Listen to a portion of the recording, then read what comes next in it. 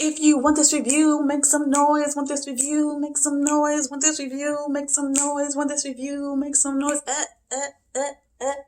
Hey, what's going on, y'all? It's Dani back with another episode of I Be Booking. We are on episode 4, book 4. Now, before we get into this intense book, okay, this is one hell of a read, okay? But before we get into it, you know what we have to do. You hold on right there.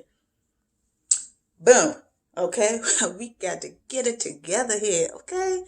Let me get you one time. Boom, peace and blessings. And for those who are just now finding me, I appreciate the love. Thank you so much for holding on right there. Let me get you together one time too. Boom, peace and blessings. My God. All right. All right. Episode 4, book 4. This book, and I'm so excited to review this book. This is one of my favorite books by one of my favorite authors. This book is so beautifully written. It's a very eloquent piece. It's raw, it's passionate, it's intense, it's in your face, it's unapologetic. And ladies and gentlemen, without any further ado, James Baldwin and The Fire Next Time.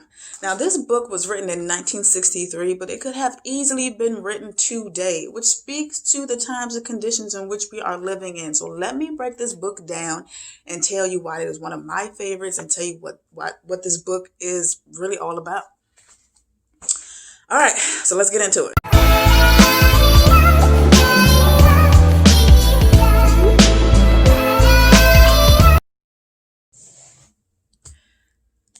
The Fire Next Time is broken down into 2 parts. Now, he starts off this beautiful piece of literature with a letter to his nephew. It's entitled My Dungeon Shook. And in this letter, he's expressing his love for his nephew. He's telling him about his father and how in some ways he is just like his father. But in one way, in one thing that his father did, which caused him to be defeated well before his passing, was believe what the white man said about him. So he's talking to him about that, speaking to him about the power and privilege that the white man has in this country.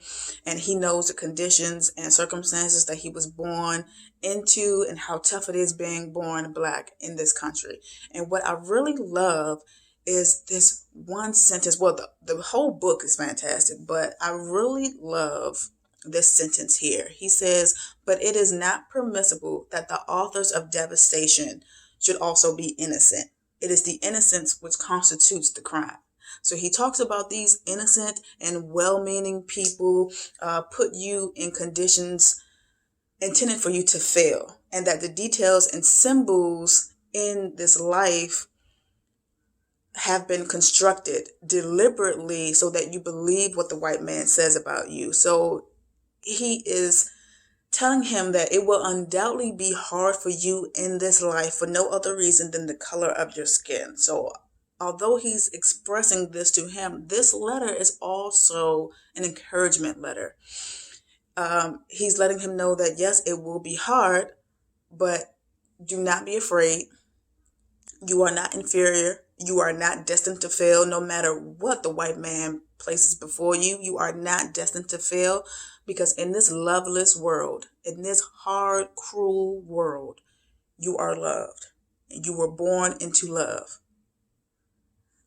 And it is that very love, it is our love that will give you strength, that will push you through and help you to just keep fighting the fight.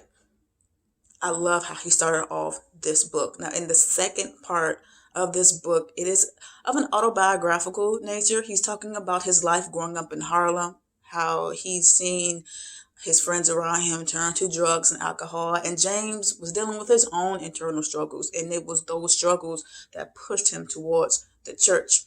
Now, James very passionately, very candidly conveys race and religion, his thoughts on God and religion, and the conditions of this country. Now, I previously stated that James found himself in the church, but as he was in the church, he became a youth minister, and he was a youth minister for 3 years. Now, during this time, he became disillusioned with the church. He he became disillusioned with the teachings and the behavior of the church. Now he's speaking of the church as an institution. Now, he just realized that the teachings and the behavior contradict with what Christianity is all about. He just struggled with that. He found it very difficult because he just realized during that time that they did contradict. James also expressed that it is the white man's responsibility to end the racial divide in this country. And I'm going to read an excerpt from this book. He says, they are in effect still trapped in a history which they do not understand. And until they understand it, they cannot be released from it. They have had to believe for many years and for innumerable reasons that black men are inferior to white men. Many of them indeed know better, but as you will discover, people find it very difficult to act on what they know. To act is to be committed, and to be committed is to be in danger. And in this case, the danger in the minds of most white Americans is the loss of their identity. White people to this very day work tirelessly to make our lives difficult. We are simply just living our lives. We're comfortable with who we are. We know who we are and from which we came. But you are threatened by that, and you kill us, you hang us, because you do not know who you are. But you not knowing who you are is not my problem. We are simply just trying to live. We have no concern of what you are doing, what you're doing with your life. How you choose to live is how you choose to live. That's not my problem. That has nothing to do with me. It has nothing to do with us.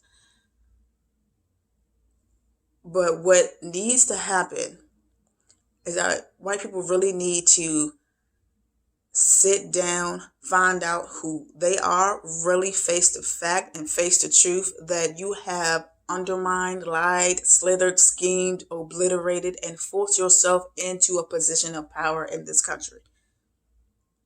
You need to face the facts, what you have done to a group of people and continuously do to a group of people in this country. We are here. We exist. White people, which is why we say Black Lives Matter, because you refuse to see us. You refuse to face the truth and face your truth. But we are here. We are not going anywhere.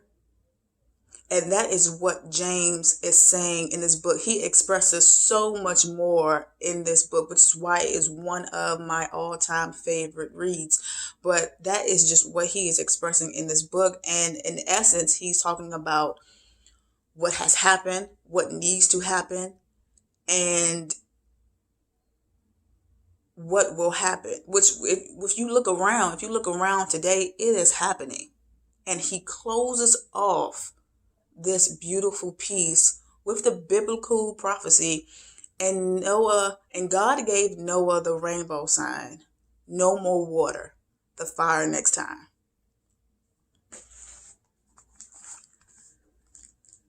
Get your hands on this book if you have not read it. I have read this book time and time and time again. I have gone back to highlight, to write in, just to underline, because I just wanted to read it again, just to see what I didn't catch the first time around. So this book is a 10 out of 10 for me. If you have read this book, let me know your thoughts on this beautiful piece. That is it, everybody. Thank you once again for tuning into another episode of I Be Booking. Like, subscribe, share. You know what to do, okay? Thank you all once again for tuning into I Be Booking, and I'll see you all next time. Bye.